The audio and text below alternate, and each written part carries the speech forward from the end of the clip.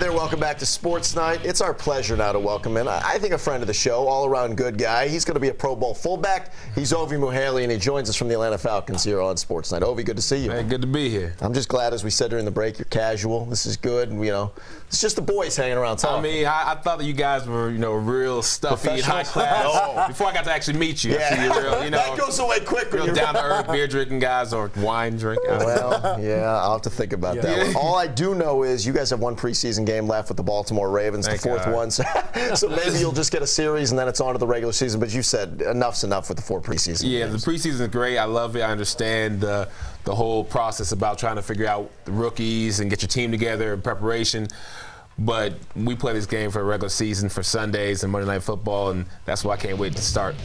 Yeah, I got to go right away to this guy, number 2, that we just saw on the screen there, Matt Ryan. What is your feeling about watching this quarterback battle in the preseason and the number 1 draft choice, Matt Ryan, now being named the starting quarterback? Is he ready?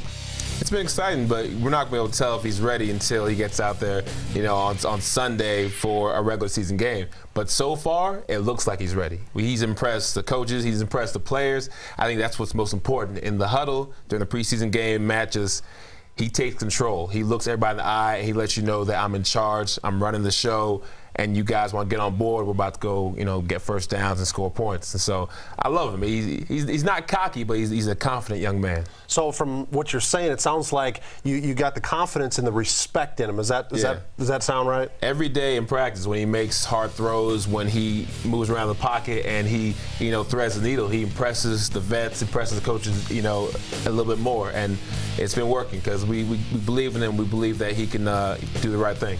Well, Go ahead, Derek. I think he's the right guy for the job. I think the Falcons have been missing that guy that's the drop-back passer, the one that is kind of the mental aspect and kind of go into it and dissect defenses. But let's switch gears and go over to you for a little bit. You've caught a couple passes in the preseason, getting the ball a little bit. A little bit. So how are you feeling about your role in Mike Mularkey's offense? I'm loving my role. I was redshirted last year, basically. So getting a chance to really play this year and go out there and just have fun, knock people down, catch balls, run the ball.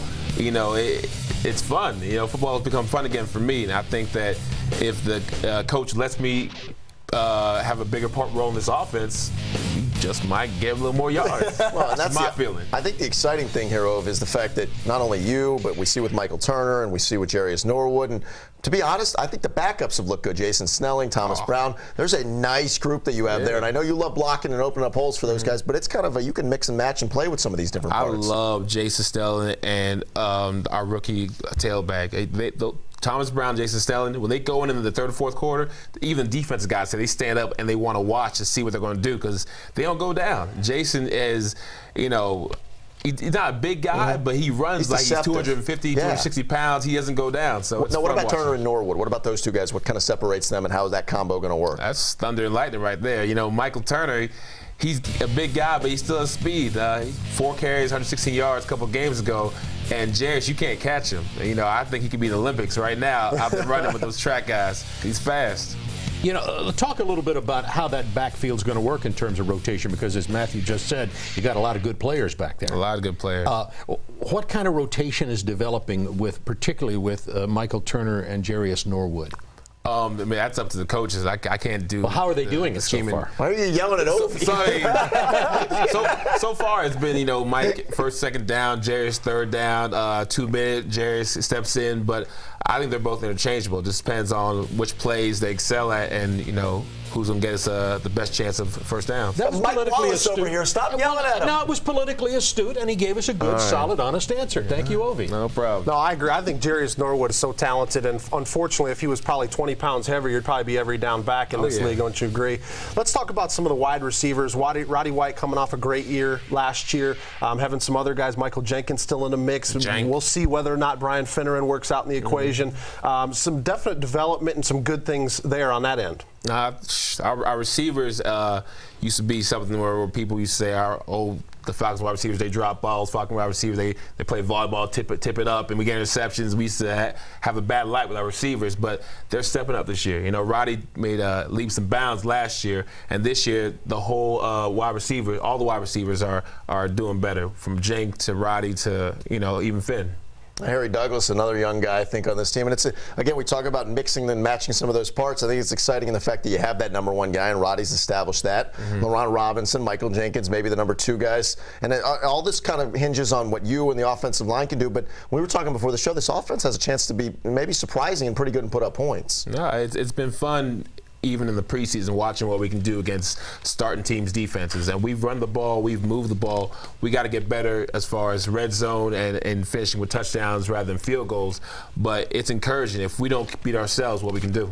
Well, we talked about a lot of the weapons on the offense, and I think we're all in agreement that the offense can be pretty lethal, but I think the defense might still be a question mark. There's definitely some athletes over there. How do you feel they've been playing so far this preseason? They played well against Tennessee. Do you think that they're going to rise up to the challenge this year? I think they are. And defense is, every team I've been on, especially coming from Baltimore, defenses have been great. Even last year, our defense sometimes had to pick up our slack on offense.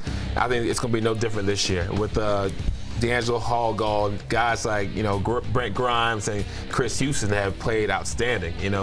I was still worried about, our corners, but our corners have stepped up. We have Laurie Malloy. We have a lot of great guys from Abraham to Grady who are going to hold down our defense. You, since the day you got to Atlanta, have been active in the community. You're one of the great shining lights, I think, in all of pro football with this. What's going on with Ovie Mughelli Foundation right now? I love my foundation. I'm actually sad that I haven't been able to do as much because of training camp and just getting ready for the season. I had to pull back a little bit. But once we get into a regular schedule, I have a lot of events going on. One of them is the voter registration, September 9th, Stonecrest Park. We're trying to, get kids and their parents excited about the whole voting process, understand that it's important. Your voice is important. So we're going to be doing that.